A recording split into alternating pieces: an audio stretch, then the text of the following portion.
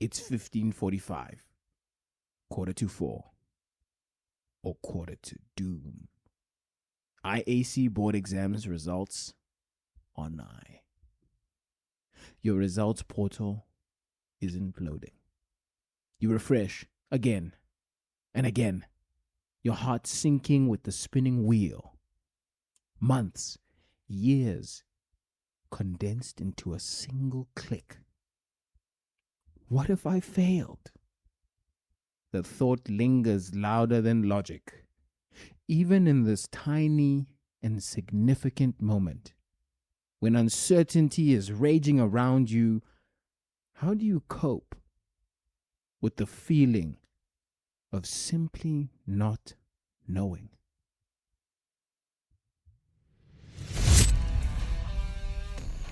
Today, we are joined by Mohammed Ismail Yousuf, CASA, Assistant Manager at Harris and Trotter Digital Assets, and founder of the Pocket CA.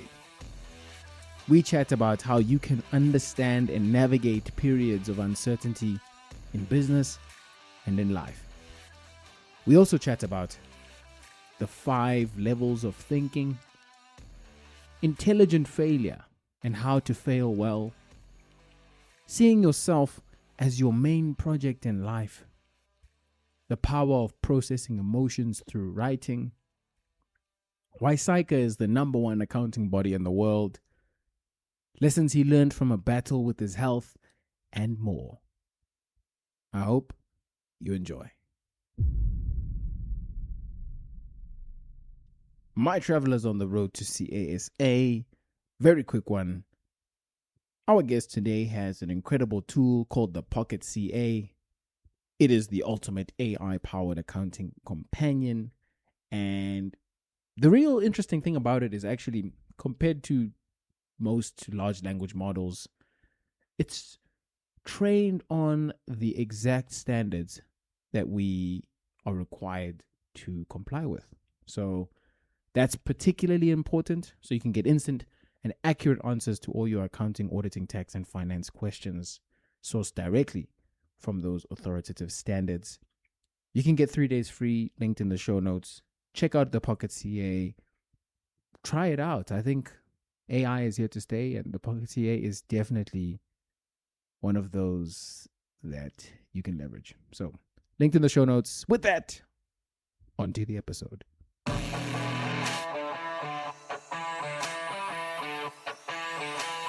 Welcome back, my people. This is the Road to CA podcast, the show for aspiring chartered accountants to inspire, empower, and inform the difference makers of tomorrow. Guys. Today we're joined by a man of invention, right? Championing innovation in accounting through technology. He's an audit senior at EY in London and founder of this incredible new tool called the Pocket CA. Guys, we're going to be talking about the Pocket CA today for sure. By the way, he's a CASA. Most importantly, though, he loves to read, loves to upskill himself, he loves to hike, and he loves to journal in his spare time. We're joined by the man playing his own character. We're joined by Mohammed Ismail Yousuf. Mohammed, how are you, man? I'm doing absolutely fantastic. How are you doing, brother? I'm excited because your journey is phenomenal, as I've already said before this. And I also think you're a thinker because specifically, and we chatted about this before in our first chat, you write. That I think is really, I think people underrate how important it is to write out your thoughts. Do you know what I'm saying? 100%. I think it's extremely important to write down your thoughts because far too often we have these jumbled thoughts and we don't know how to channel them. And I think just writing it down on paper just helps us streamline the process, if I may. I want to actually run it by you. I've only ever talked about this. I haven't written it down, funny enough. But I have this theory of the 4, I don't know if it's 4 or 5, and that's what I have to write down pretty much. The 4 or 5 levels of thinking. So when we think about thinking, I've defined it in this context as the processing of ideas. When you think, you basically are processing an idea. It's computing, we can even substitute that with computing. And so the first level of thinking for a person is saying it in your head or even saying it to yourself. That level of thinking, like the teacher will basically lecture at you and then you'll maybe repeat that. And you've got this idea and now you're going to process it by saying it in your head or saying it to yourself. That's the first level. But beyond that is saying it to yourself in a recording and then seeing that recording back. That's like the second level. So it's basically like you have a recording of yourself having thought the thing, and maybe it's a voice note or even a video, you watch it back. That's the second level, and then you can think about it again in your head.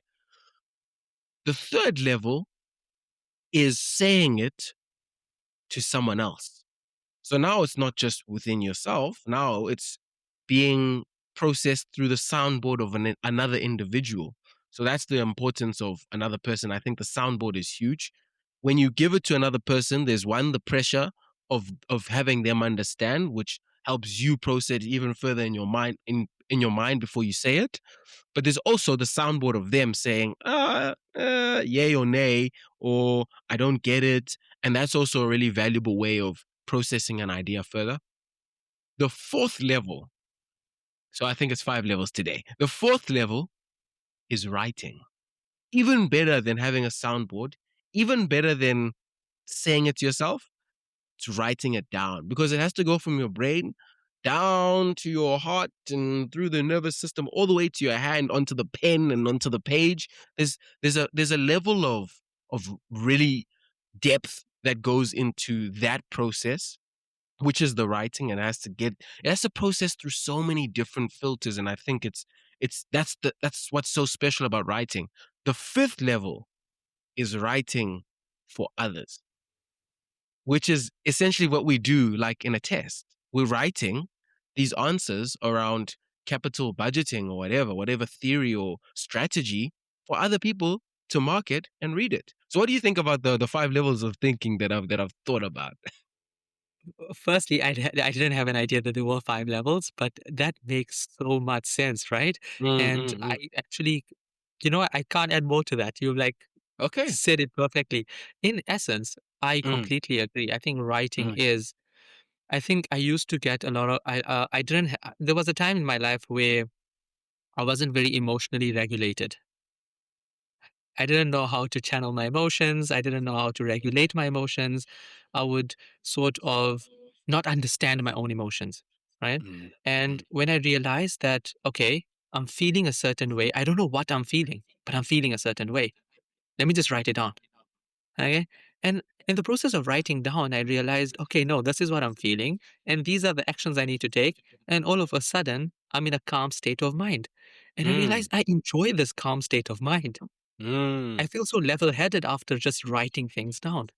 Uh, And then sure. that feeling translated into a daily habit of, if I'm feeling a Mm. certain way, if I can't process my emotions, whatever the case is, if something is bothering me, all I do, write down. And then 15 minutes later, I'm a changed man. Sure. I I spoke earlier, and I read this book in preparation for it, but I spoke at a university residence about failure earlier Mm, this year. So last year, third year, I failed accounting, and so I've had to grapple with this whole failure thing. And the book that I read in preparation for this and researched was called "The Right Kind of Wrong." How or The Right Kind of Wrong, the science behind failing, how to fail well, or something like that, by this lady Amy Edmond. And what I found was, when I look back at the basically what I did with the podcast, it was a large way of me processing my failure. Like when I made that first episode, literally the first episode was like my declaration of I failed and this is why, and sort of like trying to share my lessons in that failure. It felt so therapeutic. It felt like I was free of it. You know, like when you fail, it feels like, oh, you know, I'm stupid, or you know, like it feels like all these things are just they're not true. But the moment I processed it by sharing it, it was like therapy. But even more than that, when I read this book, I found that there were these three types of failure that this lady mentioned. There was simple failures, which are just basic errors. Like you you literally just knocked it over and the thing spilled everywhere and now your laptop's broken. Simple failure. Um, you forgot to add back the depreciation, whatever, you know, simple failures. And then there's complex failures, which is it's multi-layered. It's not just that something wrong happened. It's that there was another thing that was out of your control, maybe, that actually resulted in you being bumped, and then you bumped and you knocked over your water, and now your laptop's broken. That's a complex failure. Then there's the good type. So these two are bad. Complex and basic, they're bad. The good type is intelligent failures, where you try something and you're trying that thing, knowing you might fail, results in a failure or an undesired outcome. That's good. That was you going out and trying something new. And obviously, it didn't turn out to be what you wanted, but that was you moving forward. That was a progressive failure. That's the good failure. And the moment you actually once I put my failures in these boxes, it's like another form of just peace, of like, okay, I know what I'm dealing with. And so I feel like what you're talking about in terms of writing it, it's that let's put this feeling somewhere where we can deal with it, or let's just at least be aware of it, because it's that like chaos of you've had a rough day, but you don't know, you haven't said it, you know, you don't know why. It's just it's in you and it's just bugging you, you know? Yeah. What you mentioned about failure is Mm, very, very profound, 100%. And I think we often make failure very, very personal. And I think mm, failure mm, doesn't need to be personal. Sometimes it can be, mm, as you've mentioned, redirection. It's, you know, so I realized one thing: rejection isn't mm, rejection, rejection is redirection, mm, mm, right? mm, mm, To what's better. Okay. Well, we with the Pocket CA, we've had to pivot quite a few times. So we followed an approach, we hit a roadblock, we realized this is not the right approach. That in essence is failure, right? mm. We could have Yeah. been like, you know what, we failed in that approach. Oh, what do we Mm, do? But mm, no, that's redirection. Okay, you go mm. to an alternative approach. You mentioned about failing Intelligent accounting failure. earlier. That was an Intelligent intelligent failure. failure. Yeah. You've mentioned about your experience through accounting. And yes, although it's not the ideal thing, okay? And you may think back to it. But do you not think that in hindsight that was a blessing for you? Mm, absolutely. Like this podcast wouldn't exist, you know? This Yeah. podcast wouldn't exist. The impact you are having as a Lunga is Mm, insane, right? There would mm, be so many guys that passed that aren't doing what you are doing today. mm, mm, There was an important lesson hidden within that failure that mm, shaped you into the man that you are today. mm, mm, And I often think of life as no matter what has happened in the past, tomorrow is a blank canvas. mm, Tomorrow is a mm, blank canvas. mm, Whatever going forward I do is going to paint that canvas. mm, mm, So, yes, you could have messed up terribly up until this point, But now it's your choice to continue those wrong mistakes or say, okay, no, I've failed, I've done wrong, I've done this, whatever the case is.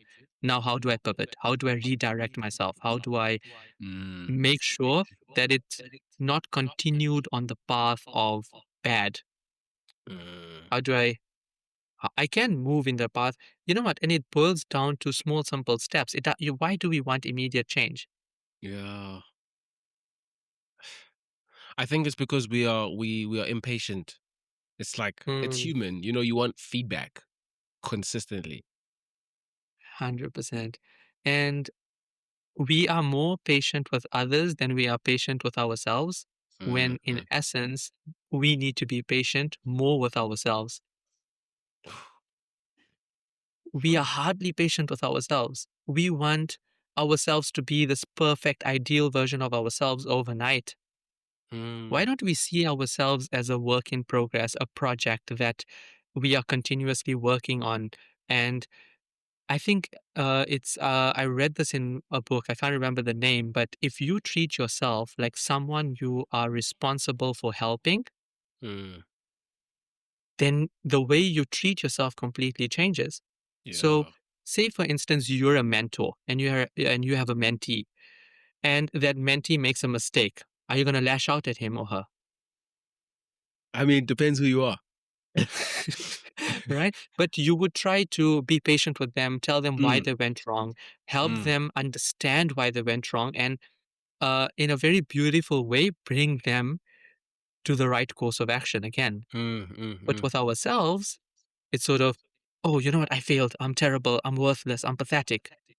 We go mm, into this immediate zone of depression of, okay, instead of understanding why did I go wrong?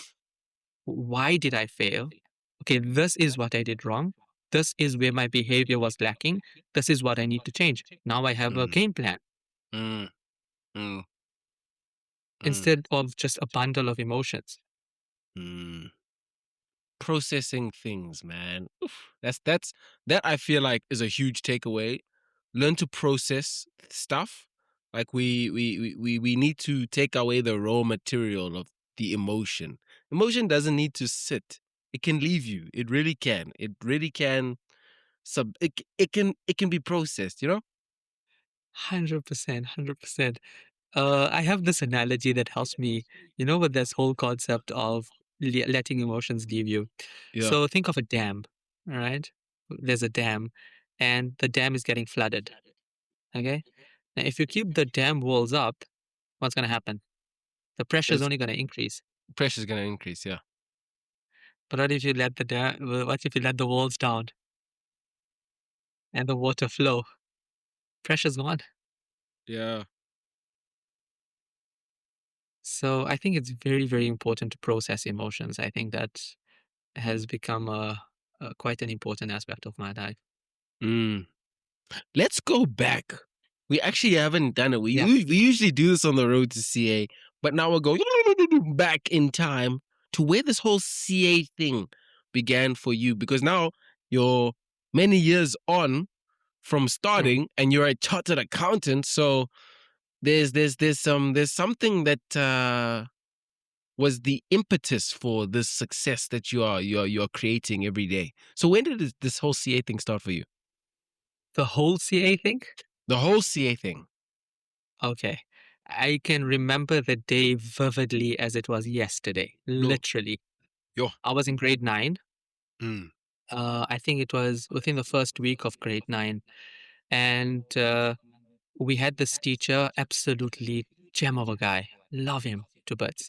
And he was studying accounting, and he introduced us to economic and management sciences. okay. Right? In grade 9, we didn't have accounting, or it was one combined subject, economic and management sciences. And that's when I first came across accounting and debits and credits. And I was like, you know what? This is my first love. Yeah. That day, grade nine, I remember it vividly. Grade 9 is when I just fell in love with the whole concept of accounting and, debits and credits and this business side of life. And I was like, no, I want to and I was like, okay, what is the most elitist? At that time, obviously, I was in grade 9. I was a kid, okay? Yeah. But I was like, what is the most elitist, qualification when it comes to the business world? And it was Yeah. chartered accountancy. I was like, you know what? I'm going to become a chartered accountant one day. Yeah, So that's where the journey was. That's where the inception of the chartered accountancy word came. Yeah. Sure. It usually starts for us in like grade 9. I remember one girl, she was I think she was no, she was 9, I think, when she said she Okay. wanted to be a CA. It was crazy, Are eh? you serious? That is crazy. Yeah. But yours makes a lot of sense. So it was a teacher. It's usually a teacher, hey? It's Mm-hmm. usually a teacher who's the gateway into this world, 100%. which is interesting as well. 100%. And he presented accounting in such a beautiful way. I was like in Mm. awe. I was How like, did this he? is it, man. He made it look glamorous. Mm. Mm. And not just glamorous, he knew what he was doing. He felt confident in how he was teaching it. He felt confident in presenting it. He felt confident in the whole, every single concept within the accounting space that he was teaching to us. I fell in love with how he taught it and what he taught, both. Mhm. And that Mhm. shaped the journey to becoming a CA one day. Yeah. So it wasn't anyone in your family? No, it wasn't anyone in my family, no. So you're the first CA in the family? In the family, yes, I'm the first CA. Phenomenal, man. And you're in Mm. London. Guys, that's another thing. Like, CA can take you places. It can take you places. What about that whole I've heard this like which now I need to test it with an international CA. This whole thing around being a CA means you are a finance professional of the world. What would you say your talents stack? How would you say your talents stack up to those of your English or or international counterparts? Fundamentally, the number one thing Hmm. is SAICA is number one in the world, right? Yes. It's the number one accountancy body in the world, and that's for a reason, Mm, right? That is for a reason because SAICA produces talented CAs, period, mm, mm, right? mm, In terms of work ethic, South Africans are not lagging behind. In terms of competency, South Africans are not lagging behind. In terms of any variable that is a predeterminant for success within the space, I wouldn't say South Africans are lagging behind. I think mm, we are the forefront, or we are leading in that space. Yes, it boils down to the individual, but if we're talking about the grander, broader aspect, then mm, I think we are on par, if not in the leading position. mm, mm, I think when people hear CASA, they automatically have this assumption this guy is competent or he or she mm, is competent, mm. because it comes with affiliation with SAICA, which is number one in the world. Yes. Yeah. And I think to qualify as CAs in South Africa is a lot more of a demanding and strenuous process compared to our global counterparts. Mm, mm. Like CPAs, I know they just have to study for 5 years. Also in Britain, Even, eh? it's you could not you don't have to do an accounting science degree to qualify as a chartered accountant. Sure. Wow. So you just So pull up I on the board and just cook. so you So Carry on. it's not about just writing the board exams. There's so you it's sort of an exam, um, writing a few exams. I think it's 13 exams or 12 exams if I'm not mistaken, and then you go to college to do courses for those exams. But it's not an element of you have to get an accounting science degree. You have to do Mm, your postgraduate diploma in accounting sciences. CTA mm. kicks your ass. We all know that, right? Yeah. Yo, yeah. So there's not that yes, it's not easier or more difficult, but it's a Uh, lot more strenuous in South Africa, I would say. And it's much of a process, yes. only 13, because like if you put it into context, every year test or big test, which we at least have, like every CA student every year has at least 4 of those, like at least per Mm, main module. Per main module, because yes. okay, by third year, I think everyone's on the 4 main modules, which is your governance, your auditing and governance, your financial reporting, Manac and FinMan, type corporate finance, and then lastly your tax. You have those, and you got 4 tests per module. So now times that by 4, that's 16 per year. Like, come now, we get grinded and grilled, which is We it's the do. process to become valuable. 100%. 100%. Mm, mm. You had you had an insane year, I a did. a a harrowing experience. Let's call it that.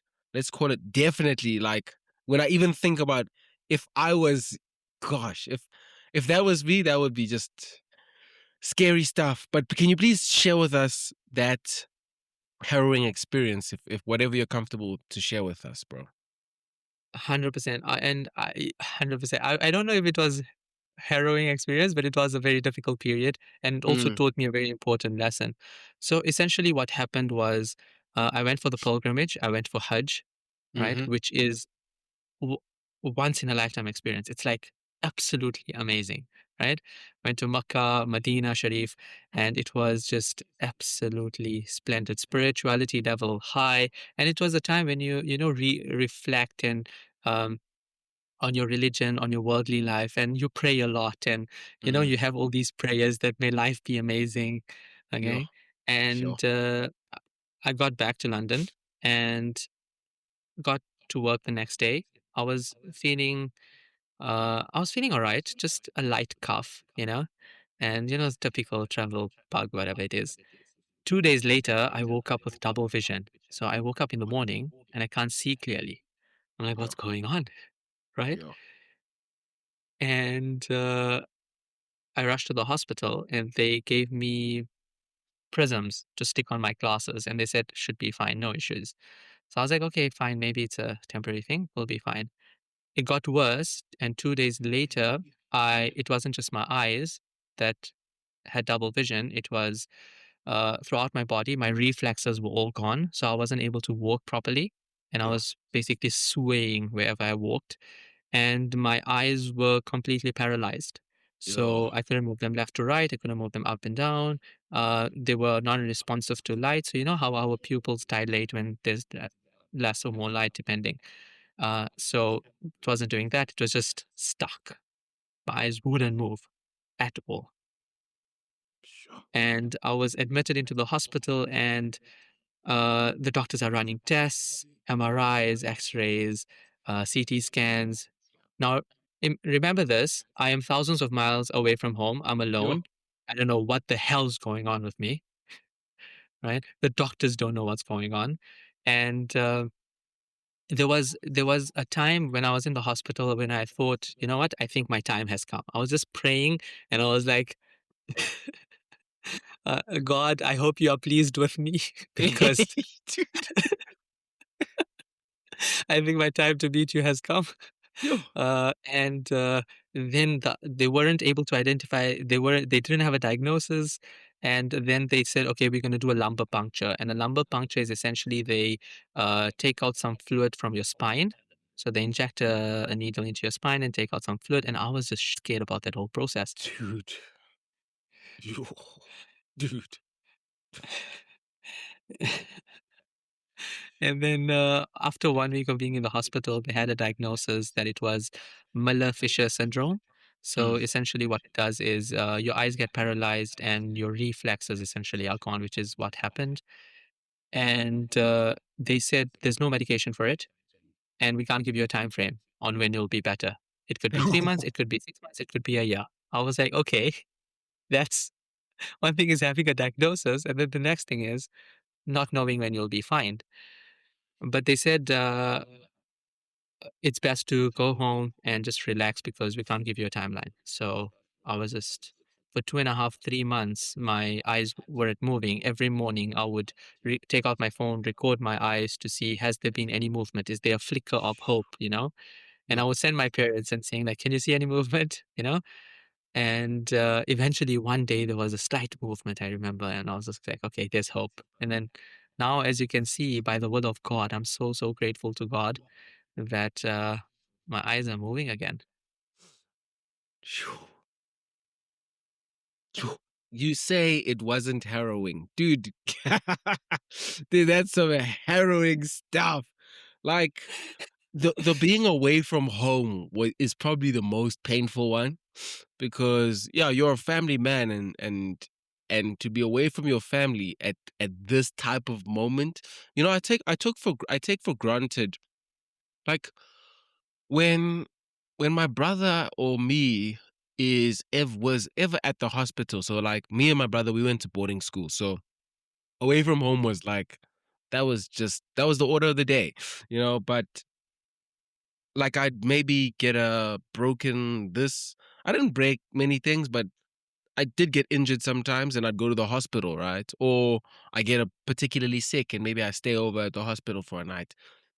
My I can't recall a time where I was in a hospital bed and my either mother or father was not by me, which is which is not a luxury that you can even have, being all the Mm, way in London. You know? mm. Like, man, that's hectic. That's hectic. It really made me appreciate, it really, really made me Mm, appreciate the importance of family, mm, mm, right? And why I say it wasn't harrowing is because I feel like God got me through, man. You know, mm, mm. God helped me throughout the entire process because there was uncertainty surrounding the whole situation, uncertainty Yeah. on what the diagnosis was.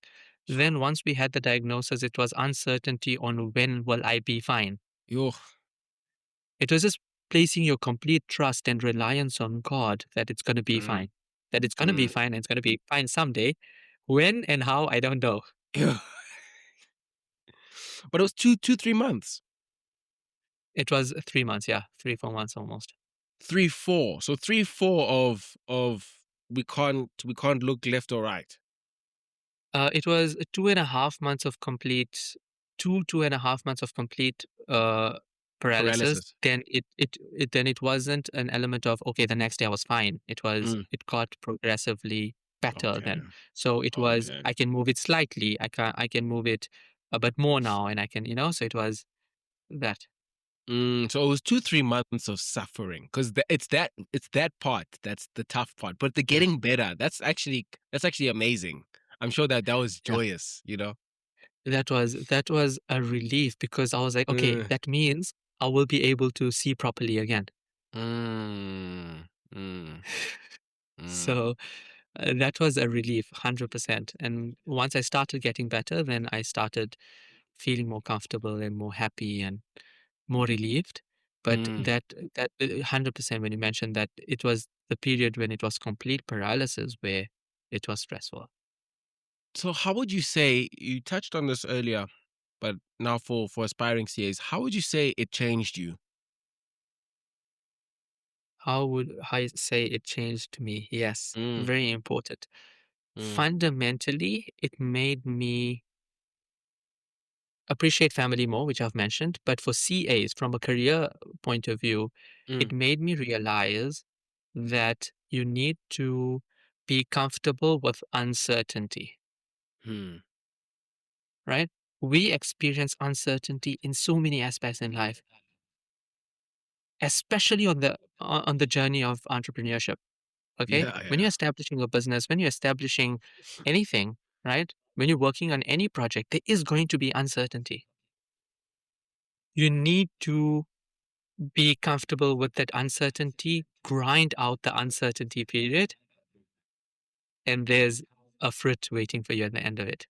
Mm, mm, That was the most important lesson. And it was appreciating uncertainty, not just being comfortable with it, appreciating uncertainty. mm.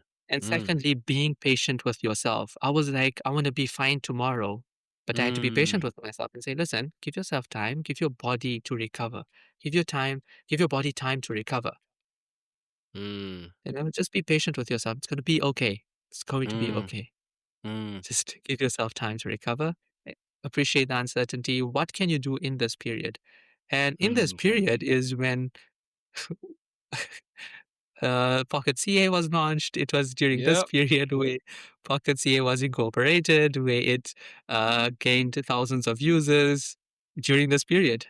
Yeah. So, guys, get Miller Fisher syndrome. No, I'm joking, joking. That's not the moral of the story. So, like, how do you appreciate uncertainty? Because I think, I guess, I can definitely identify with the fact that, looking back, if that bad thing didn't happen, these great things wouldn't be here. If I didn't fail So my third year, there would be no road to CA. If you didn't have Miller-Fisher syndrome, there would be no pocket CA. How do you appreciate that uncertainty? you appreciate that uncertainty by saying, okay, it boils down to our very first point that we spoke about, writing down your thoughts. Mm, mm, Okay. What is making me feel uncertain at this very point? Okay. Okay. It's these jumbled thoughts that I have right now. Okay. Let me put it down on paper. And this is everything that's making me uncertain. This is what's making me uncomfortable. This is what's causing me stress. Okay. Out of all these things, what is something I can control? Okay. Asking mm, yourself, okay, this is what I can control. Fine. Am I doing what I can control? Fine. I leave the rest to God. mm, Right? mm, And mm. it was, I can't control how I get better, but what I can control is eating properly. What I can Oh, control is making sure my yeah. immune system is getting better, because it happens when your immune system is really hit, because it affects your own nerves. Your own nerves get Mm, damaged. mm, So it's where the immune system attacks itself, essentially. So I was like, okay, let me see, what can I eat? What can I do? What should I be doing to make sure that my immune system is not just getting better, but it's getting better at a faster rate? So mm, I mm, focused my time and energy into making sure that, okay, what am I doing, eating, all of that aspect? What is within my control, essentially? What is within my control that I can do? And if I'm doing everything that's within my control, then I have to place reliance on God. mm.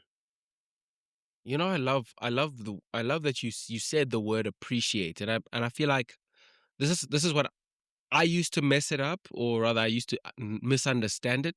But literally, the dictionary definition of the word appreciate is to understand the nature of something. And when you're appreciating that uncertainty, as you mentioned, step one, process it. Let's step back. Let's process what is the uncertainty, because the reason why it's uncertainty is because also we haven't grappled with it.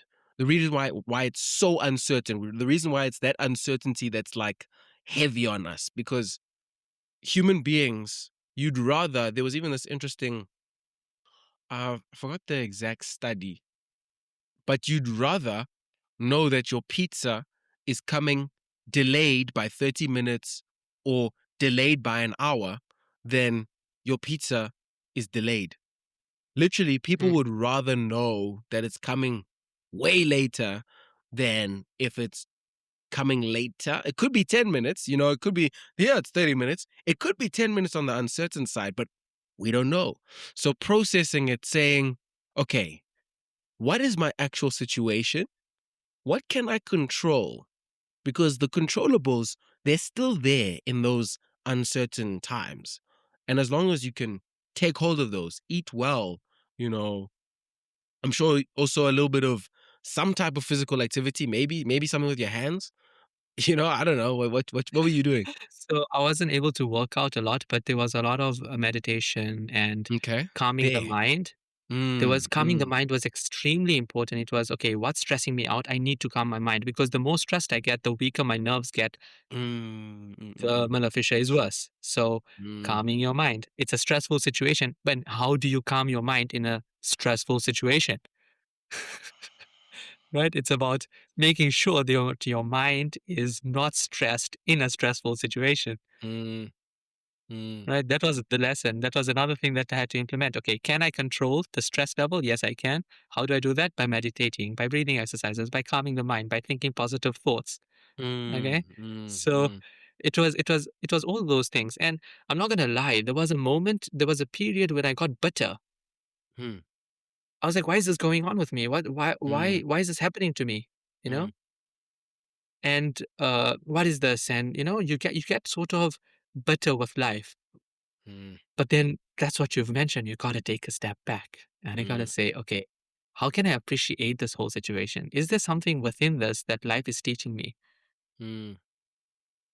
And that's when I became content. I became happy. In fact, not just content with what I went through, became grateful for what I went through. Yeah. When you I was like so understand the nature glad. of things, you'll like the reason why we conflate gratitude and appreciation is because when you understand the nature of things, you you you become grateful for them. you know 100%. 100%. I have these extracts of some pieces that you've wrote because you're a brilliant writer that I want to read and I Okay. want to riff off of. I've Okay. picked my top 3 of the pieces that you've done, so I'm gonna read All them right. and then we'll dive into them. Here's the first one. To be continued in part 2. See you next week.